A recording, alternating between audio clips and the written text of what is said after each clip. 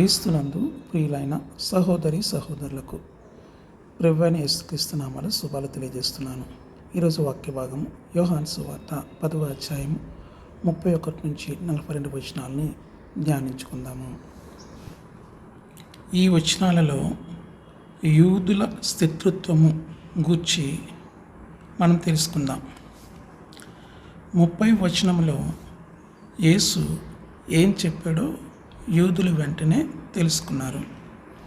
ఆయన దేవుడిగా తన్ను తాను ఎంచుకున్నాడు. అటువంటి ఎంపిక వారి దృష్టిలో దేవదూషణ.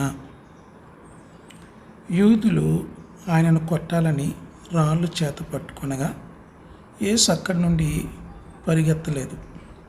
మీరు నన్ను రాళ్లతో కొట్టాలనుకుంటున్నారు ఎందుకు? దేవుని పనులు తప్ప నేను ఏమీ చేయలేదు.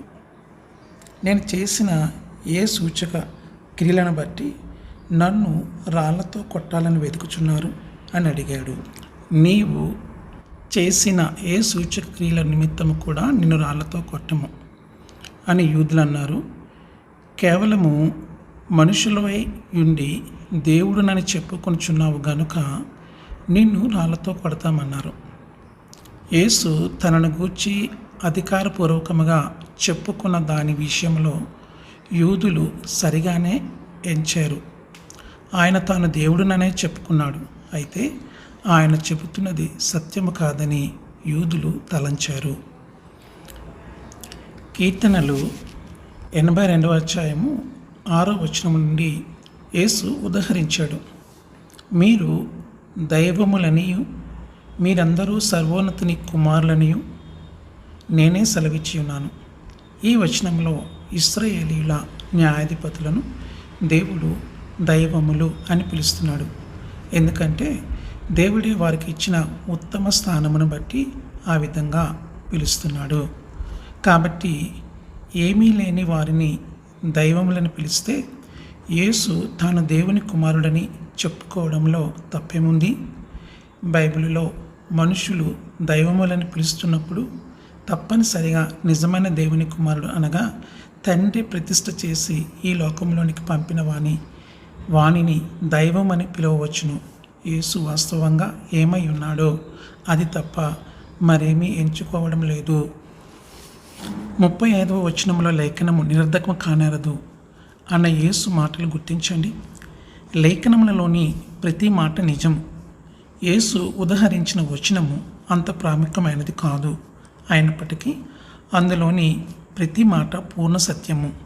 మనము బైబిలులోని ఏ వచన భావాన్నైనా త్రోసివేయడము మార్చడము చేయకూడదు. యేసు తన క్రియలను పరీక్షించమని యూదులతో చెప్పాడు. అవి దేవుని క్రియలేనా?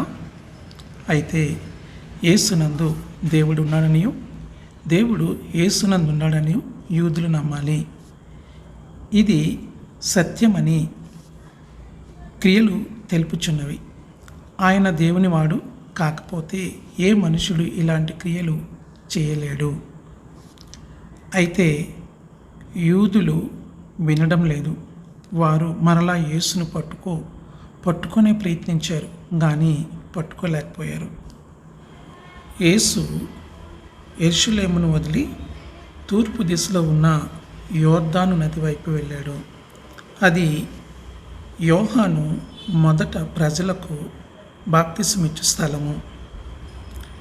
క్రీస్తుని గూర్చి యోహాను ఇచ్చిన సాక్ష్యము ఇంకనూ వారి జ్ఞాపకములో ఉన్నది. ఆయన ప్రభావము ప్రజల యందు నిలిచి ఉన్నది. ప్రజలు యేసును చూచినప్పుడు యోహాను సాక్ష్యము వాస్తవముగా సత్యమని చూడగలిగారు.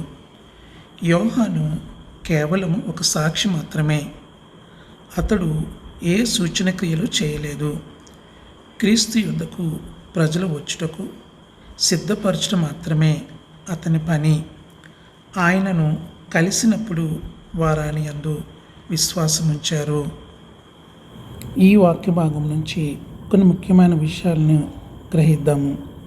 క్రీస్తు తండ్రిలో ఉన్నాడు, తండ్రి క్రీస్తులో ఉన్నాడు. క్రీస్తు యొక్క శక్తివంతమైన పనులు అతని అత్యున్నత అధికారాన్ని ధృవీకరిస్తున్నాయి. విశ్వాసం కలిగి ఉండాలి అంటే క్రీస్తు చేసిన ప్రకటనలను మనం గుర్తించాలి.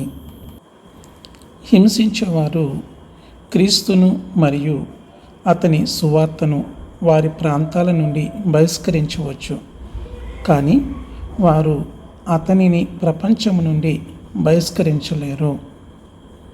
మన హృదయాలలో విశ్వాసము ద్వారా క్రీస్తును మనం నిజంగా గుర్తించినప్పుడు అతని గురించి లేఖనములలోని ప్రతి ప్రకటన నిజమని మనము కనుగొంటాము. ఆమేన్. ప్రార్థన చేసుకుందాం. ఏకీభవించండి. సకల ఆశీర్వాదములకు కారణభూతులైన పరలోకపు తండ్రి, మీ ఘనమైన నామాన్ని బట్టి మీకు స్తోత్రాలు చెల్లించుకుంటున్నాను. గడిచిన కాలం ప్రభా మీ కృపలో మమ్మల్ని కాచి కాపాడారు, మీకు స్తోత్రాలు చెల్లించుకుంటున్నాను. మరుదినం మాకు ఇచ్చారు ప్రభా. నాయన ఈ దినంతో పాటు ప్రభా తండ్రి, మీరు మాకు ఇచ్చిన వాక్య భాగం బట్టి మీకు స్తోత్రాలు. ఈ వాక్య భాగాన్ని ధ్యానిస్తున్నటువంటి పైన నీ విశ్వాసులయో వారి హృదయాల్లో ప్రభా ఈ వాక్యం ద్వారా పరివర్తన తీసుకొచ్చి ప్రభా వారు ఉన్నటువంటి ప్రభా తండ్రి ప్రతి అవసరతను తీర్చమని ప్రార్థన చేస్తున్నాను. వారు రాకపోకల్ని కృపాని కనికరణ దయచేయండి నాయన. వారు అడుగుపెట్టిన ప్రతి స్థలాన్ని ప్రభా స్వాస్థ్యంగా అనుగ్రహించండి నాయన. నీ బిడ్డలు ఎక్కడ ఉన్నాను ప్రభా తండ్రి ఆ స్థలాన్ని ప్రభా ఆశీర్వదకరంగా మార్చమని తండ్రి. వారి కుటుంబాలు దీవించి ఆశీర్వదించబడాలి తండ్రి. వారు చేస్తున్న పరిచర్ను ప్రభా తండ్రి దినదినం వృద్ధిలోకి తీసుకురండి. కుటుంబాలు కట్టమని, గృహాధిపతి క్రీస్తుగా ఉండి ప్రతి అక్కరను తీర్చమని ప్రభువైన యేసుక్రీస్తు వారి పరిశుద్ధ నామంలో ఈ మనవులు అడిగి వేడుకొంచున్నాను పరలోకపు తండ్రి. ఆమెన్. పరమ తండ్రి యొక్క ప్రేమయు, క్రీస్తు వారి కృపా కనికరమును, పరిశుద్ధాత్మని కనుని సహవాసము, నిత్య సన్నిధి, నిత్య కాపుదల ఇప్పుడు ఎల్లప్పుడూ సెలవుంచిన అందరితోటను ఉండి వర్ధిల్లింపజేసి నడిపించునుగాక. ఆమెన్.